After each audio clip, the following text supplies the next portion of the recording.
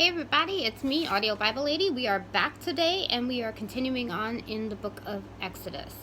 I'm gonna try and read as best as I can aloud, and I thought I'd be video so you could laugh with me. But if you can see, this is what this chapter looks like for me because my son took to coloring it in 2 years ago.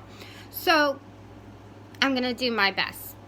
Chapter 30, Exodus. Then make another altar of acacia wood for burning incense. Make it 18 inches square and 36 inches high, with horns at the corners carved from the same piece of wood as the altar itself. Overlay the top sides and horns of the altar with pure gold, and run a gold molding around the entire altar. Make 2 gold rings and attach them on opposite sides of the altar below the gold molding to hold the carrying poles. Make the poles of acacia wood and overlay them with gold. Place the incense altar just outside the inner curtain that shields the Ark of the Covenant. In front of the Ark's cover, the place of atonement that covers the tablets inscribed with the terms of the covenant. I will meet with you there. Every morning, when Aaron maintains the lamps, he must burn fragrant incense on the altar. And each evening when he lights the lamps, he must again burn incense in the Lord's presence. This must be done from generation to generation. Do not offer any unholy incense on this altar, or any burnt offerings, grain offerings, or liquid offerings.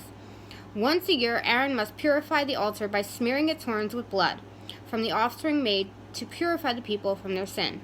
This will be a regular annual event from generation to generation, for this is the Lord's most holy altar. Then the Lord said to Moses, "Whenever you take a census of the people of Israel, each man who is counted must pay a ransom for himself to the Lord. Then no plague will strike the people as you count them. Each person who is counted must give a small piece of silver as a sacred offering to the Lord. This payment is half a shekel, based on the sanctuary shekel, which equals 20 gerahs. All who have reached their 20th birthday must give this sacred offering to the Lord. When this offering is given to the Lord to purify your lives, making you right with Him, the rich must not give more than the specified amount, and the poor must not give less. Receive this ransom money from the Israelites and use it for the care of the tabernacle. It will bring the Israelites to the Lord's attention, and it will purify your lives." Then the Lord said to Moses, "Make a bronze washbin with a bronze stand. Place it between the tabernacle and the altar and fill it with water. Aaron and his sons will wash their hands and feet there. They must wash with water whenever they go into the tabernacle to appear before the Lord, and when they approach the altar to burn up their special gifts to the Lord, or they will die. They must always wash their hands and feet, or they will die. This is a permanent law for Aaron and his descendants to be observed from generation to generation."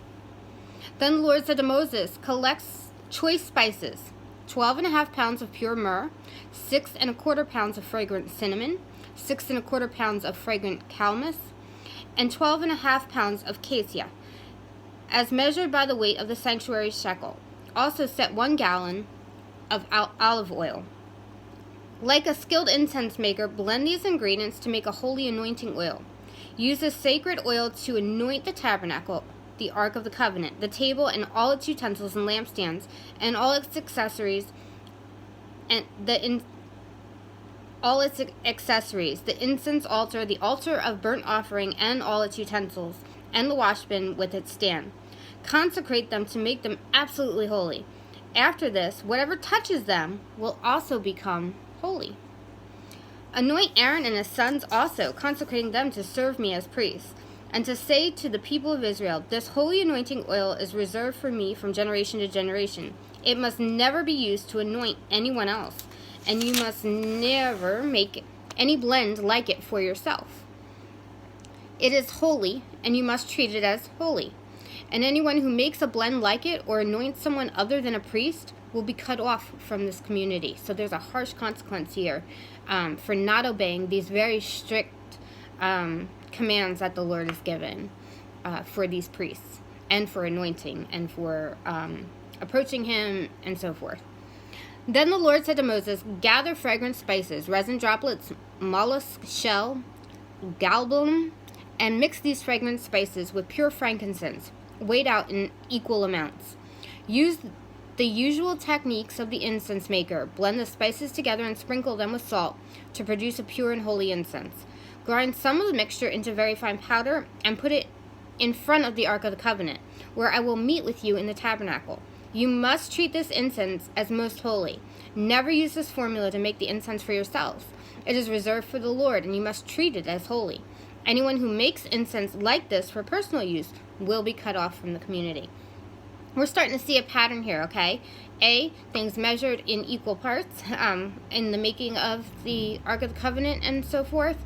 And B, we're seeing very specific measurements of very specific spices and so forth for this fragrant offering of incense, with the command that this should never be used for personal use. It is only to be used on the priests and on the items inside of that area where they're going in to meet with the Lord and to sacrifice. So there's when we think about, like, well, what did Jesus set us free from, and what is the law, and what does that entail, and why was it given, and so forth, we start learning about what that law actually was, what these laws were, because it's not just the 10 Commandments that most Christians read in church or in Bible school, Sunday school. There were a lot more of them in that day for the Israelites. They had tons of rules and regulations that they had to go by, and from approaching the Lord, who could, who couldn't, being anointed with what and when and where and how, and amounts of money and when that had to happen, and offerings, very specific ones, 1-year-old lambs, and they had a lot of rules and a lot of laws that they had to follow to in a sense they were doing these to have the Lord set aside their sin and set aside their guilt. We'll learn later when we tackle into the book of Romans about how the Lord set aside their sin, the faithful, those that believed in him. And then when Jesus came and died on the cross, he did away with their sin. He washed it clean and sent it as far as the east is from the west. It was gone. But in the meantime, they had this sacrificing that they would do unto the Lord to set themselves apart or set themselves aside for the Lord, and to cleanse them and show that they belong to him. If I'm wording that right. If I'm not, feel free to message me and we can talk about it.